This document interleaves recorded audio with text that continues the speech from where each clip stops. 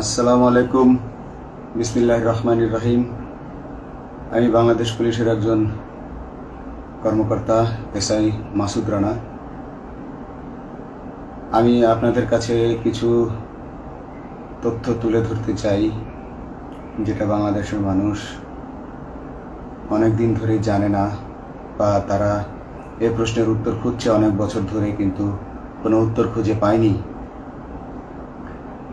আজকে যাকে সেনাবাহিনী থেকে অব্যাহতি দেওয়া হলো, মেজর জেনারেল জিয়াউল হাসান, যিনি এনটিএমসির প্রধান ছিলেন এবং তিনি র্যাবের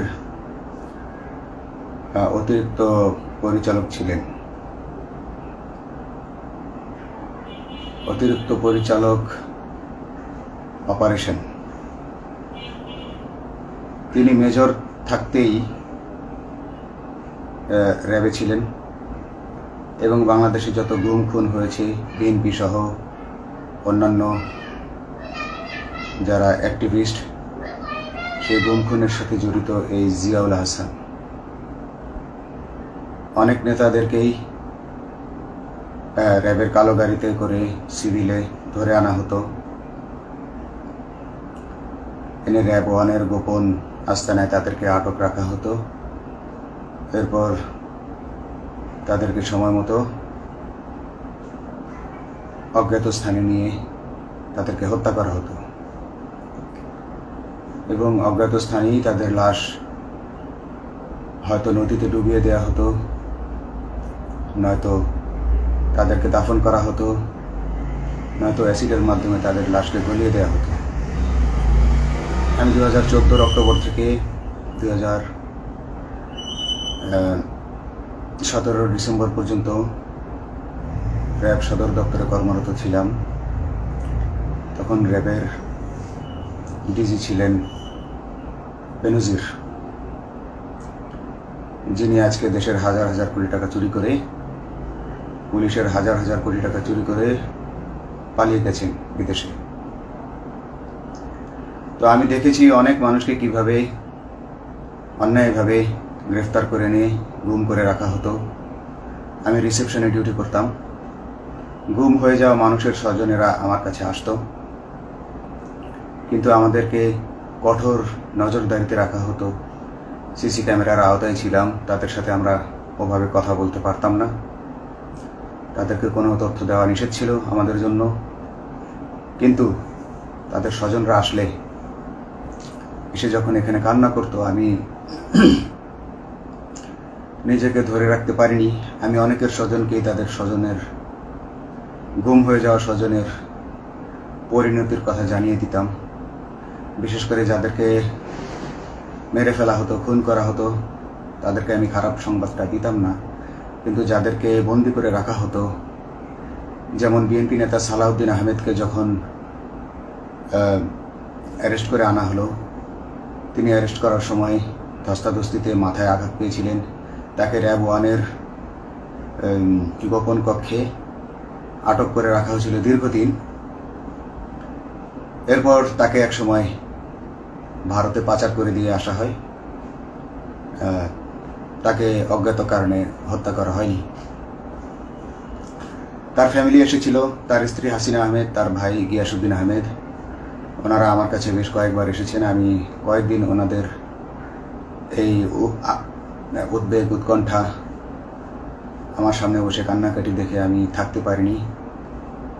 আমি ওনাদেরকে কৌশলে আমার ফোন নাম্বার দিয়ে আমি ওনাদের সাথে দেখা করে ওনাদেরকে জানিয়ে দিই যে সালাউদ্দিন সাহেবকে হত্যা করা হয়নি, উনি জীবিত আছেন এবং ওনাকে হত্যা করার সিদ্ধান্ত নেওয়া হয়নি। এই সিদ্ধান্তগুলো জেনে নিতেন তিনি হচ্ছেন বর্তমানে মেজর জেনারেল জিয়াউল হাসান, যাকে আজকে অব্যাহতি দেওয়া হয়েছে। শুধু অব্যাহতি যদি দেয়া হয়, তাকে যদি বিচারের মুখোমুখি করা না হয়, তাহলে এই আন্দোলনের, এই স্বাধীনতার কোনো মূল্য থাকবে না। আমি আজকে আর কাউকে ভয় পাই না। আমি আজকে বিশ্বাস করি যে আজকে আমাকে এই সত্য বলার জন্য কেউ গুম করে দিতে পারবে না, এই সত্য বলার জন্য কেউ আমাকে অ্যারেস্ট করবে না। সেই কারণে আমি বুকে সাহস নিয়ে আজকে কথাগুলো বলছি। আপনারা যারা বিএনপি নেতা ইলিয়াস আলীর অপেক্ষায় আছেন, তাদের জন্য দুঃখজনক সংবাদ। তাকে অনেক আগেই হত্যা করা হয়েছে। তাকে পতেঙ্গা সমুদ্র সৈকত দিয়ে কড়া পাহারায় সাগরের মাঝখানে নিয়ে স্পিড বোটের মাধ্যমে মুখে পলিথিন পেঁচিয়ে হত্যা করে, তার পেট ছুরি দিয়ে ছিদ্র করে, তাকে পাথর দিয়ে বেঁধে সাগরে ডুবিয়ে দেওয়া হয়েছে। শুধু ইলিয়াস আলী নয়, অনেক নেতার সন্ধান যারা আজও পাননি। কিছু মানুষ তো ঘর থেকে উদ্ধার হয়েছে, কিন্তু যাদেরকে আপনারা পাননি তাদের সবার এই করুণ পরিণতি হয়েছে। আমি যদিও তারা এই কাজগুলো গোপনে, অতি গোপনে করত এবং র্যাবের অন্যান্য শাখার কর্মরত কর্মকর্তা কর্মচারীরা এটা জানতো না, কিন্তু আমি অত্যন্ত বিচক্ষণভাবে আমি এই খবরগুলো নিতাম, কারণ আমি জানতাম এগুলো একদিন আমি প্রকাশ করতে পারবো। এবং এই দিনটার অপেক্ষায় ছিলাম আজকে এত বছর, মানুষের কাছে সত্য প্রকাশের। বাংলাদেশের মানুষ জানুক যে কারা খুনি, কারা এত মানুষকে গুম খুন করেছে, এই দেশ থেকে এই দেশে ত্রাসের রাজত্ব কায়েম করেছে। তারা মাদকের ক্রস ফায়ারের নামে যে হত্যা ট্র্যাডিশন চালু করেছিল, এই ট্র্যাডিশনের উদ্দেশ্য ছিল বিরোধী দলের লোকজনকে হত্যা করা। কারণ পুলিশ এবং সেনাবাহিনীর অনেকেই মানুষ হত্যা করতে ভয় পেত, তারা এটাতে অভ্যস্ত ছিল না। অনেকেই অনেক সাহসী, কিন্তু একটা মানুষকে হত্যা করার পর তারা আর ঘুমাতে পারতো না, তাই তারা এসব কাজ করতো না। কিন্তু খুনে হাসিনা কিছু মানুষকে এভাবে হত্যা করতে করতে পুরস্কৃত করার মাধ্যমে হত্যা করতে অভ্যস্ত করে ফেলে। তারাই এই গ্রেফতারকৃত, এই গুমকৃত মানুষদেরকে গুলি করে হত্যা করত। এবং তারা এতটাই নিষ্ঠুর যে তারা এক একজন কয়েক শত করে হত্যা করেছে। এবং এই মানুষগুলোর সংখ্যা বেশি নয়, কারণ সবাই লাশ দেখতে পারে না। একটা মানুষকে খুন করার পর লাশের যে ছটফটানি এবং মাথায় গুলি করার পর মাথার যে বিকৃত অবস্থা, এই জিনিসগুলো আমাদের অনেকেই আমরা সহ্য করতে পারি না। তাই আমাদের মধ্য থেকে কিছু হায়নাকে বেছে নিয়ে তারা একটা টিম গঠন করে। তাদেরকে র্যাব সদর দপ্তরে বেনজির আহমেদ প্রতি মাসে পুরস্কার দিতে ডাকতেন, এবং প্রত্যেকটা র্যাবের বিভিন্ন শাখায় এরকম দু একজন রাক্ষস ছিল যারা মানুষকে শ্যুট করত, গুলি করত, হত্যা করত এবং গুম করত। তারা এখনো আছে। তাদেরকে আমি নতুন সরকারের কাছে দাবি জানাবো, তাদেরকে বের করতে হবে, তাদেরকে বিচারের আওতায় আনতে হবে। না হলে এত শহীদের বিনিময়ে যে ফ্যাসিবাদ থেকে, যে স্বৈর শাসন, যে খুনি হাসিনার হাত থেকে আমরা মুক্তি পেয়েছি, সে মুক্তির প্রকৃত মূল্য আমরা পাবো না, প্রকৃত স্বাদ আমরা পাবো না। এই খুনিদেরকে বের করতে হবে, এই খুনিদেরকে বের করে আইনের আওতায় আনতে হবে। বাংলাদেশ পুলিশ কখনোই গুলি করতে অভ্যস্ত ছিল না। আপনারা জানেন একসময় পুলিশ যে গুলি করতো না, এটা নিয়ে অনেক ব্যঙ্গচিত্র ছাপা হতো পত্রিকাগুলোতে, যে গুলি না করতে গুলি খেলনার বন্দুকে পরিণত হয়েছে। তো কিন্তু সেই নিরীহ পুলিশকে রক্তপিপাসু হিসেবে শেখ হাসিনা তৈরি করেছে। তবে সবাই নয়, কিছু কিছু মানুষ আপনারা দেখেছেন, এবং এই আন্দোলনের ভিডিও ফুটেজ দেখলেও দেখবেন যে কয়েক শত পুলিশের মধ্যে কেবলমাত্র কয়েকজনই জনতার দিকে গুলি ছুড়ছে। তো আপনারা ঢালাওভাবে পুলিশকে আপনাদের আক্রমণের নিশানা বানাবেন না। নতুন সরকার অবশ্যই এর বিচার করবে। আমি আশাবাদী নতুন সরকারের কাছে। তারা যদি আমার কাছে কোনো তথ্য চায়, আমি তথ্য দেব ইনশাল্লাহ। এবং এই খুনিদেরকে, এই রাক্ষসদেরকে বের করতে হবে। প্রতিটি গুমের, প্রতিটি হত্যার সুষ্ঠু তদন্ত করলে এগুলো বের হয়ে আসবে বলে আমি আশা করি। এবং আমি চাই এরা ধরা পড়ুক, এদের বিচার হোক, না হলে এরা যুগে যুগে এই রাক্ষস যুগে যুগে রয়ে যাবে, আমাদের মাঝেই তারা লুকিয়ে থাকবে এবং যুগে যুগেই তারা মানুষের রক্ত পান করেই যাবে। পুলিশ বাহিনী মানুষকে সেবা করবে, এটাই হওয়া উচিত পুলিশের ধর্ম। পুলিশের ধর্ম হবে মানুষ, পুলিশের জন্য, পুলিশ মানুষের জন্য। উন্নত রাষ্ট্রের পুলিশ যেভাবে, মানুষ যেভাবে পুলিশকে ডাকলেই পুলিশ 5 মিনিটের মধ্যে ছুটে যায়, তাকে সাহায্য করে। আমরা বিভিন্ন ভিডিওতে দেখি যে পুলিশ হাঁসের বাচ্চাকে রাস্তা পার করে দিচ্ছে, একজন অন্ধ মানুষকে রাস্তা পার করে দিচ্ছে। বাংলাদেশের পুলিশ এমনটাই করতে চায়, আমরা এমনটাই করতে চাই, কিন্তু সেই পরিস্থিতিতে আমাদেরকে রাখা হয়নি। আমাদেরকে রাখা হয়েছে দৌড়ের উপর, আমাদেরকে রাখা হয়েছে বিভিন্ন অন্যায় কাজের উপর, বিভিন্ন অন্যায় আদেশের উপর। কেউ যারা মেনেছে তারা ভালো ভালো জায়গায় পোস্টিং নিয়ে থেকেছে, যারা মানেনি তাদেরকে খারাপ খারাপ জায়গায় পোস্টিং দেওয়া হয়েছে, কারো চাকরি হয়ে হারিয়েছে, কাউকে সাসপেন্ড করে রাখা হয়েছে। আমি নিজেও একজন এইসব এমন বৈষম্যের শিকার, অন্যায় মিথ্যা মামলার শিকার হয়ে আমি নিজেও বর্তমানে সাসপেনশন অবস্থায় আছি এবং এই সাসপেনশন অবস্থায় থেকে আমি আল্লাহর কাছে শুকরিয়া জানাই, কারণ এই সাসপেনশন থাকার কারণে আমি ছাত্র জনতার আন্দোলনের সাথে সংযুক্ত হতে পেরেছি। আমি সবসময় আল্লাহর কাছে দোয়া করেছি যে আল্লাহ তুমি আমাকে মুজাহিদ হিসেবে কবুল করো, আমাকে জিহাদ করার তৌফিক দান করো এবং আমাকে শহীদী মৃত্যু দান করো। এবং আল্লাহ আমার দোয়া কবুল করেছেন।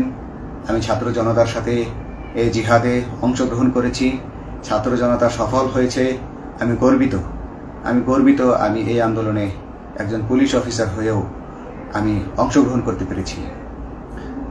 তো যাই হোক, আমি চাইব যে বাংলাদেশ পুলিশের, র্যাবের যে সকল কর্মকর্তা অগণিত মানুষের গুম খুনের সাথে জড়িত ছিল তাদেরকে ধরা হোক, তাদেরকে আইনের আওতায় আনা হোক। আমাদের মতো অনেক অফিসার আছি যারা এসব কুকর্মের সাক্ষী, আমরা সাক্ষ্য দেব। আমরা এখন আর ভয় পাই না। আমরা আসলে যে ভয় পেয়েছি তা নয়, আমাদের বাহিনীতে টিকে থাকাটা জরুরি ছিল। জনগণের স্বার্থেই আমাদের বাহিনীতে থাকা জরুরি ছিল, কারণ আমরা যদি বাহিনী থেকে আউট হয়ে যেতাম তাহলে এসব তথ্য আমরা জানতে পারতাম না এবং জনতার কাছে পৌঁছাতে পারতাম না। জনতার কথা বলতে হলে, জনতার সাথে থাকতে হলে আমি পজিশনেও থাকতে হবে। এই জন্য অনেক কিছুই প্রকাশ করিনি, কারণ আপনারা ভালো মতোই জানেন যে অনেক সেনাবাহিনীর মেজরকেও গুম করে দেওয়া হয়েছে যারা মুখ খুলেছে। আমি তো একজন সামান্য সাব ইন্সপেক্টর, আমাকে গুম করে দেওয়া তাদের 1 সেকেন্ডের ব্যাপার ছিল। তো আমি এখন বিশ্বাস করি যে এখন সেই দিন, সেই কালো মেঘ সরে গেছে আকাশ থেকে, আকাশ মুক্ত হয়েছে, এই দেশ জালিমের শাসন থেকে মুক্ত হয়েছে। আল্লাহ তাআলা আমাদের উপর রহমত বর্ষণ করেছে। অগণিত মুসলিমের দোয়া আল্লাহ তাআলা কবুল করেছেন, অগণিত 18 কোটি মানুষের দোয়া আল্লাহ কবুল করেছেন। এইভাবে হঠাৎ করে 15 দিনের মধ্যে 15 বছর ধরে গড়ে ওঠা রাক্ষসের পতন ঘটা আল্লাহর রহমত ছাড়া, আল্লাহর রহমত ছাড়া এটা কখনোই সম্ভব হতো না। আমি আল্লাহর উপর ভরসা রেখে বলছি, আপনারা নতুন প্রশাসনকে ঢেলে সাজান, পুলিশ বাহিনীকে ঢেলে সাজান। এই সিস্টেমের মধ্যেই, পুলিশের এই সিস্টেমের মধ্যেই গণ্ডগোল আছে, নিয়োগের মধ্যে গণ্ডগোল আছে। আপনারা এই সিস্টেমগুলো পরিবর্তন করুন, আপনারা এই সিস্টেম পরিবর্তনে সাহায্য করুন এবং পুলিশ ডিপার্টমেন্টে যত ডিপার্টমেন্টাল পরীক্ষা আছে এগুলো তুলে দেন। এই ডিপার্টমেন্টাল পরীক্ষাগুলোর মাধ্যমে আমাদের ঊর্ধ্বতনরা আমাদের গলা সবসময় চিপে ধরে রাখে, ঠিক আছে? সেজন্য আমরা তাদের কাছে সবসময় আটকা থাকি। এজন্য আমরা অনেক কিছু বলতে পারি না, অন্যায়ের প্রতিবাদ করতে পারি না। তো এই সিস্টেম পরিবর্তন জরুরি। ডিপার্টমেন্টে কোনো পরীক্ষা থাকা যাবে না। কনস্টেবল হতে যারা একটা নির্দিষ্ট সময় পর তার বিভিন্ন কোর্স করানোর মাধ্যমে তার প্রমোশন হতে হবে। সাব ইন্সপেক্টরে ভর্তি হয়ে 5 বছর পর ইন্সপেক্টর হিসেবে পদোন্নতি পাবে, তার 5 বছর পর সহকারী পুলিশ সুপার হিসেবে পদোন্নতি পাবে। এভাবে আইন পরিবর্তন করতে হবে। তাদেরকে দক্ষ করে গড়ে তোলার জন্য বিশেষ কোর্সের আয়োজন করতে হবে এবং সৎভাবে বাঁচার জন্য সঠিক বেতন কাঠামো এবং ভালো কাজের জন্য পুরস্কার এর ব্যবস্থা করতে হবে। বিভিন্ন যে চোরাই মাল মাদক উদ্ধারের জন্য সেক্ষেত্রেও বিশেষ পুরস্কারের ব্যবস্থা থাকতে হবে এবং বাসস্থান এবং যানবাহন, পুলিশের যেই ব্যয়টা হয় সেটা হচ্ছে বাসস্থান এবং যানবাহন। পুলিশ আমরা নিজের বেতনের টাকা দিয়ে মোটরসাইকেল কিনে চাকরি করতে হয়, এই বিষয়টা যেন না করতে হয় এবং সরকারি বাসস্থান যদি আমাদেরকে দেয়া হয় তবে আমরা বেতনের টাকা দিয়ে আমরা মানুষকে সেবা দিতে পারবো, সৎভাবে চলতে পারবো এবং দেশের মানুষকে সন্তুষ্ট করতে পারবো ইনশাল্লাহ।